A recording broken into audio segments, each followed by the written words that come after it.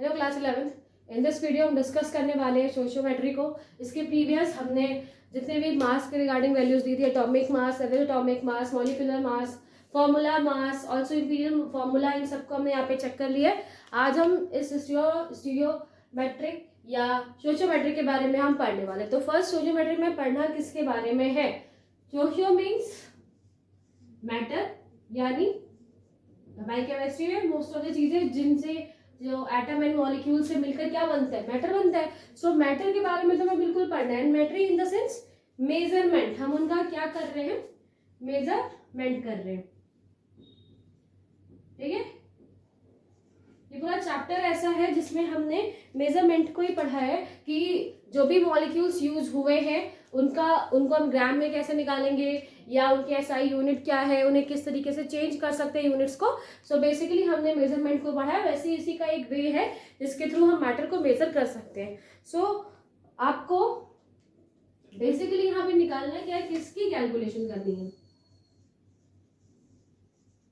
हम यहाँ पे कैलकुलेशन कर रहे हैं ऑफ मास। कैलकुलेशन क्या कर रहे हैं, मास। किसका मास? अब जब कोई रिएक्शन होती है, फॉर एन एग्जांपल एक रिएक्शन हो रही है, ठीक है, ए बी और सी डी, ठीक है, एक केमिकल रिएक्शन होती है। इस केमिकल रिएक्शन में जो ये दो मैंने स्टार्टिंग में लिखे दैट इज, ये है कि हम क्या कहते हैं, इन्हें हम कहते हैं रिएक्टेंट्स। ये क्या है, रिएक्टेंट्स।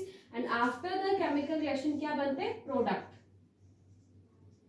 ठीक है, ये आपको पता होगा, बहुत बेसिक है। सो ये क्या है, हमारे रिएक्टेंट्स है, और ये क्या है, प्रोडक्ट। सो जब रिएक्टेंट से प्रोडक्ट कन्वर्ट होता है, सो ऑफ कोर्स आपने law of conservation of mass पढ़ा है, जहां पर आपको पता है कि मास तो ऑलवेज सेम है, उसमें कोई चेंजेस नहीं होने वाली। बट किसका कितना मास है, ए का कितना मास है, बी का कितना है, इसकी वैल्यू क्या है, ये सब चीजें हम यहाँ पर पता करते हैं। ऑल्सो हम किसकी हेल्प से पता करेंगे, तो हम यहाँ पर इन्हें पता करने वाले हैं by the help of balance reaction. आपने पढ़ा होगा इन क्लास 10th, जहां पर बैलेंस रिएक्शन के बारे में बताया जाता है। इक्वेशंस को जब हम बैलेंस करते हैं, सो जब जो भी केमिकल रिएक्शन है वो आपको दी जाएगी, आपको फर्स्ट उसे क्या करना है, बैलेंस करना है। उस केमिकल रिएक्शन को आप बैलेंस करेंगे, एंड बैलेंस करने के बाद क्या क्या चीजें फाइंड आउट हो सकती है। तो फर्स्ट हम मास तो बिल्कुल निकालेंगे, उसके साथ साथ ग्राम में निकालेंगे। ठीक है, मास निकाल सकते हैं हम ग्राम में, ऑल्सो मोल्स निकाल सकते हैं, मॉलिक्यूल्स निकाल सकते हैं उनके,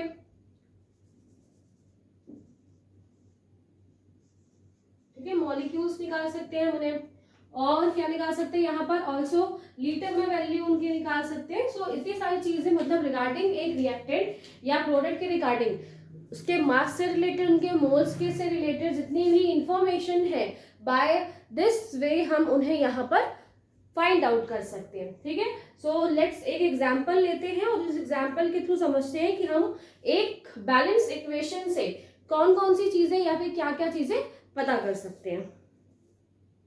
सो फर्स्ट ये एग्जांपल लिया हमने केमिकल रिएक्शन का, जिसमें मेथेन है, CH4 मेथेन, इसको ही हम ऑक्सीजन के साथ रिएक्शन करवाते हैं। सो हमें क्या मिलेगा, carbon dioxide and plus water.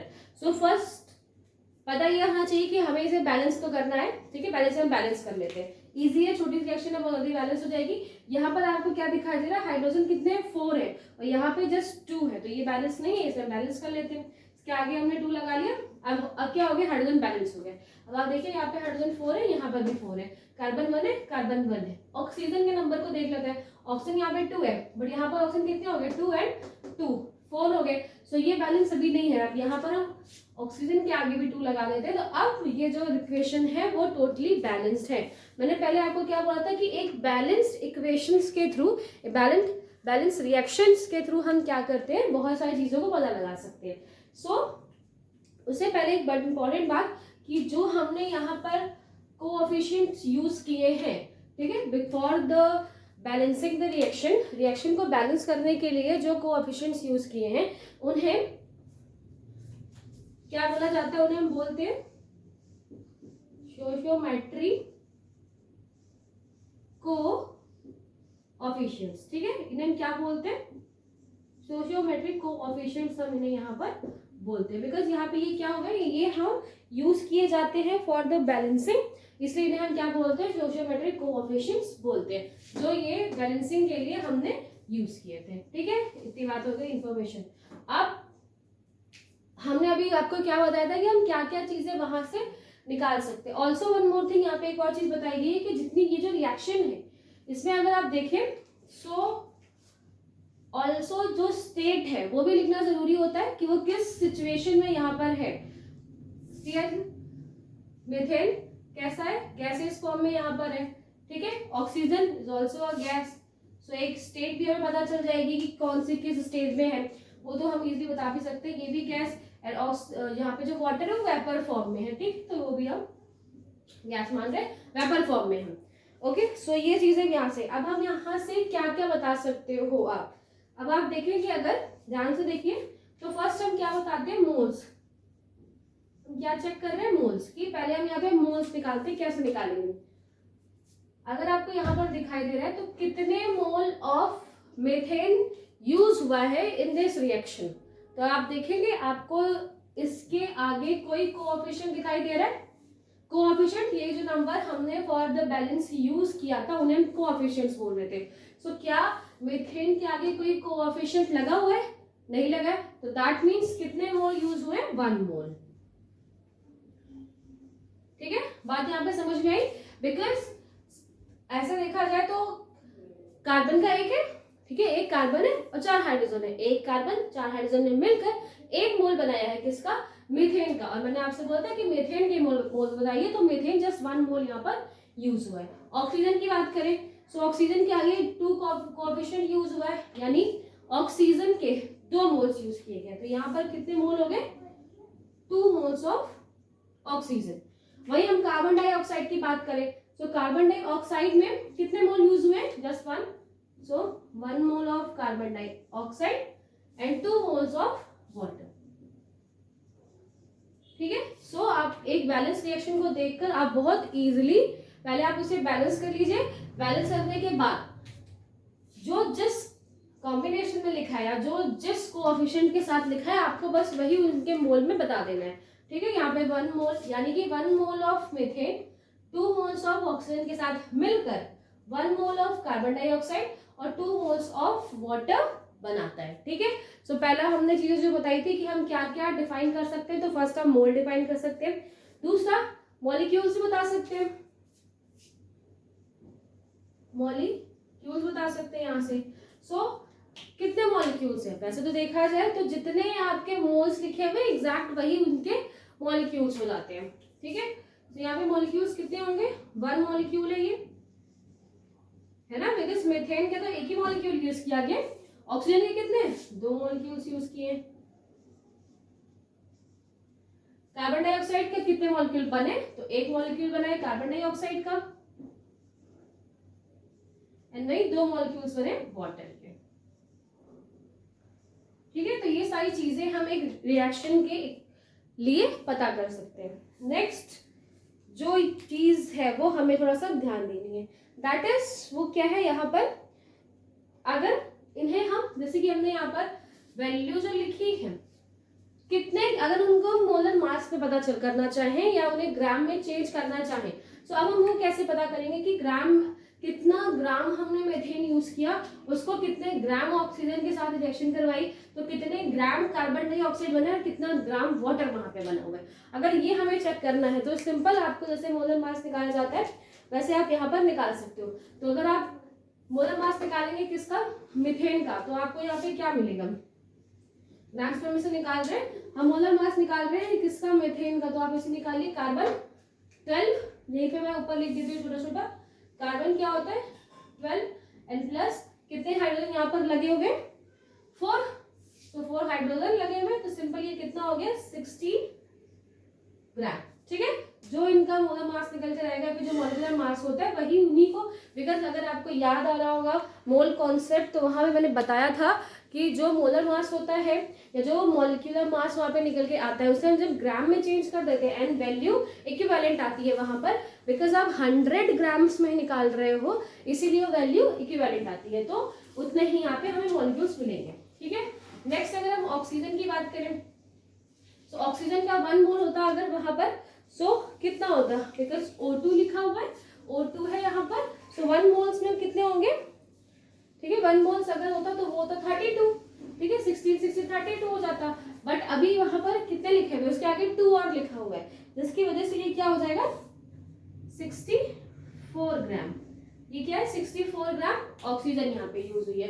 Carbon dioxide को आप निकालो, कार्बन डाइऑक्साइड ये कैसे निकाला आपको समझ में आया ना बेटा, क्योंकि ऑक्सीजन के लिए क्या होते हैं 16, 8 का डबल 16, उसका मल्टीप्लाई करोगे 2 से आप, बिकॉज यहाँ पे 2 यूज किया गया है, तो वो क्या हो जाएगा 32, एंड देन 32 में भी अगेन हम किसको मल्टीप्लाई करेंगे 2 को, बिकॉज इसके आगे एक और कोएफिशिएंट लिखा था 2, सो वो क्या आ गया 64। नेक्स्ट अगर हम कार्बन डाइऑक्साइड को चेक करें कि कार्बन डाइऑक्साइड कितना यूज हुआ है, सो वो है 44 ग्राम, आप निकाल के देख लीजिएगा कि कैसे 44 ग्राम आया, सो 44 ग्राम कार्बन डाइऑक्साइड वहां पर यूज है, एंड ऑल्सो वाटर इज 36 ग्राम, ठीक है। सो इस तरह से आप ग्राम में भी चीजें निकाल सकते हो, मतलब कि हम 16 ग्राम मीथेन को यूज कर रहे हैं विथ 64 ग्राम ऑक्सीजन, देन हमें मिलता है 44 ग्राम कार्बन डाइऑक्साइड और 36 ग्राम वाटर। सो क्वेश्चन कैसे आएगा, क्वेश्चन एक्चुअली ऐसे आएगा बेटा कि अगर एक रेशियो लिखा हो कि ये जो रेशियो लिखा हुआ है ये सिंपल रेशियो है या नहीं, या अगर एक रेशियो में दो चीजें कंबाइन होती है, अगर हम यहाँ पे इस रेशियो की बात करें, सो आई थिंक ये रेशियो है 1:4, बिकॉज ऐसे पूछा जाएगा बेटा कि अगर एग्जाम में क्वेश्चन आएगा कि जो हमने यहाँ पर रिएक्शन दी है उसमें जो रिएक्टेंट्स है उनके बीच में जो रेशियो है, उनके बीच ग्राम्स का जो रेशियो है वो 1:4 है। सो आपको बताना है कि यस ये 1:4 है या नहीं, तब आप क्या करेंगे इस तरीके से ग्राम में वैल्यू आप इन्हें कैलकुलेट करके निकाल दीजिए और आप बता देंगे कि yes there is a value जो 1:4 में है। अदरवाइज कभी कभी इस तरीके से दिया होगा कि आपको मीथेन की रिएक्शन करवानी है कार्बन डाइऑक्साइड के साथ, सॉरी मीथेन की रिएक्शन करवानी है ऑक्सीजन के साथ, और रेशियो कितना होना चाहिए 1:4, तब आपको यहाँ पर ये इतना ग्राम लेना पड़ेगा, यानी एक ऐसा रेशियो लेना पड़ेगा जिसमें जो रेशियो आए ग्राम्स में वैल्यू जो आप लेंगे उसके बीच रेशियो 1:4 आए, ठीक है। सो अभी न्यूमेरिकल्स में आप परेशान नहीं है, न्यूमेरिकल्स इस पे बेस जो है उनको हम सॉल्व करेंगे कि वहां किस तरीके से वैल्यू निकालते हैं, बट अगर आप यहाँ पर देखो कि ग्राम्स में हमने इसे कन्वर्ट क्यों किया, ताकि उनके बीच का रेशियो फाइंड आउट किया जा सके, ओके। और कभी इस तरीके से भी होता है, क्वेश्चन आता है जैसे कि हमने पूछा कि 16 ग्राम कार्बन डाइऑक्साइड 16 ग्राम मीथेन को लेते हैं, 16 ग्राम मीथेन लिख दिया हुआ है, ठीक है, और हमने वहीं पर यूज किया 84 ग्राम ऑक्सीजन, ठीक है। ये क्वेश्चन आया, क्वेश्चन में पूछ रहे हैं कि हम 16 ग्राम मीथेन को यूज कर रहे हैं या फिर उसको रिएक्ट करवा रहे हैं विथ 80 ग्राम ऑक्सीजन के साथ, तो क्या वो रिएक्शन हो पाएगी या नहीं हो पाएगी, या फिर ये सही है या नहीं, या जो इनके बीच का रेशियो भी मैंने आपको बताया है वो सही है या नहीं। तो अगर आप यहाँ पर देखो तो जब हम 60 ग्राम, बिकॉज ये तो इक्वेशन बैलेंस है, हमने इक्वेशन को बैलेंस कर लिया था, तो इक्वेशन हमने बैलेंस कर ली, तो 16 ग्राम अगर आप मीथेन यूज कर रहे हो तो 64 ग्राम ही ऑक्सीजन होगी, ठीक है। अगर यही वाली रिएक्शन है, यही पर्टिकुलर रिएक्शन है, तो अगर 16 ग्राम आप यहाँ पर यूज कर रहे हैं तो ये कितना हो जाएगा 64 ही होगा। अगर आप इसकी वैल्यू बढ़ा दो, अगर आप यहाँ पे 2 लगा दोगे तब तो ये 32 हो गया ना, तो 32 के साथ में हमें नहीं पूछा, उसने 16 के साथ ही पूछा है केवल, तो 16 ग्राम अगर होगा तो ये 64 ही होना चाहिए। तो अगर ये 80 ग्राम बता रहे हैं कि 80 ग्राम यहाँ पर ऑक्सीजन है तो दैट इज नॉट राइट, ये गलत है, इस कॉम्बिनेशन में वो रिएक्ट नहीं करेंगे।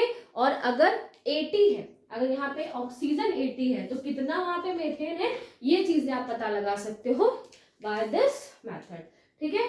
सो आई होप समझ में आया होगा। एक और चीज है जो उसके थ्रू आप पता लगाते हैं, लास्ट जो हम यहाँ से पता लगा सकते हैं वो ये है बेटा कि अगर हमें इस ग्राम को चेंज करना है या फिर मोल्स को चेंज करना है लीटर में, सो अगर 1 मोल को आप लीटर में चेंज कर रहे हो, सो वहां पे फॉर 1 मोल वैल्यू होती है 22.7 लीटर फॉर 1 मोल। अगर आप 1 मोल को वहां पर चेंज कर रहे हैं तो यहाँ पर जस्ट 1 मोल है, सो सिंपल इसकी वैल्यू क्या आ जाएगी लीटर्स में 22.7। अब यहाँ पे कितने मोल थे 2, यहाँ पे कितने मोल है 2, तो उसका डबल हो जाएगा, है ना 44 के रिगार्डिंग, 44 पॉइंट समथिंग, ठीक है, आप देख लेना उसमें कैलकुलेट करके। नेक्स्ट यहाँ पे फिर से 1 मोल है तो यही वैल्यू आपको रख देनी है 20.7, ठीक है, 7 है कैरी जाएगा तो इस वजह से 45, ठीक है, 45.4 समथिंग, एंड यहाँ पर भी 2 मोल्स यूज किए तो ये भी हो जाएगा 45.7 लीटर, ठीक है।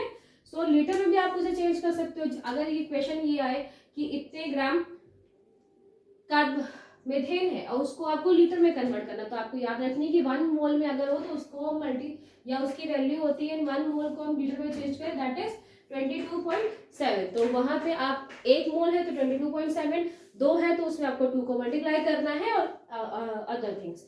वहीं अगर हम बोले कि एवोगाड्रो नंबर में या फिर नंबर ऑफ मोल पार्टिकल्स बताइए कि हमें क्या पता कर रहे हैं, हम पता कर रहे हैं नंबर ऑफ पार्टिकल्स, कितने पार्टिकल्स है, कितने मॉलिक्यूल्स यहाँ पर मिलके इस तरह की रिएक्शन बताए, तो आपको पता होगा कि 1 मोल में हमने प्रीवियस निकाला है कितने पार्टिकल्स हो सकते हैं। इन 1 मोल कितने पार्टिकल्स हो सकते हैं, दैट इज 6.022 इंटू 10⁻23, है ना, इतने हो सकते हैं। 1 मोल में इतने पार्टिकल्स हो सकते हैं, हमने एवोगाड्रो नंबर को निकाला है इसके प्रीवियस, तो यस ऑफ कोर्स हो सकते हैं। तो बस आपको कुछ नहीं करना, यहाँ पे 1 मोल है तो एग्जैक्ट वही वैल्यू होगी इंटू 10⁻23। यहाँ पर 2 मोल्स बताए गए तो डबल हो जाएगी इसकी 12.044 समथिंग इंटू 10⁻23। आपको 2 का जस्ट मल्टीप्लाई कर देना है विद दिस, अगेन 1 मोल होगा तो 022 इंटू 10⁻23 एंड देन 2 मोल्स है इसलिए 12.0 इंटू 10⁻23, ठीक है।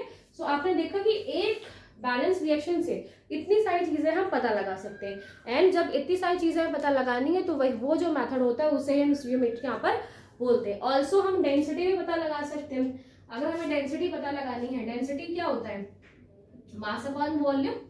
अगर हम डेंसिटी को पता लगाए that is mass upon volume. अगर किसी क्वेश्चन में दिया है, कोई क्वेश्चन ऐसा लिखा हुआ है जिसमें क्वेश्चन दी हुई है, आपको उसका वॉल्यूम में बता दिया गया कि वॉल्यूम इतना है, तो अब आपको क्या करना है, आपको यहाँ से आप मास निकाल सकते हैं, जिसकी भी डेंसिटी पूछी जाएगी आप उसका मास रखिए, वॉल्यूम क्वेश्चन में गिवन है आप उसको रखकर डेंसिटी को वहां पर फाइंड आउट कर सकते हैं।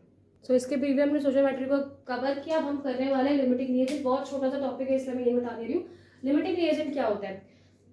ओके, सो हमें क्या चाहिए बेटा, फॉर एक एग्जाम्पल ले लेते हैं कि हम कुछ फूड बना रहे हैं, ठीक है, आज ट्राई करने का मन नहीं है हमारा, आज हम फूड बनाएंगे, कुछ अच्छा सा डिलीशियस खाना बनाएंगे।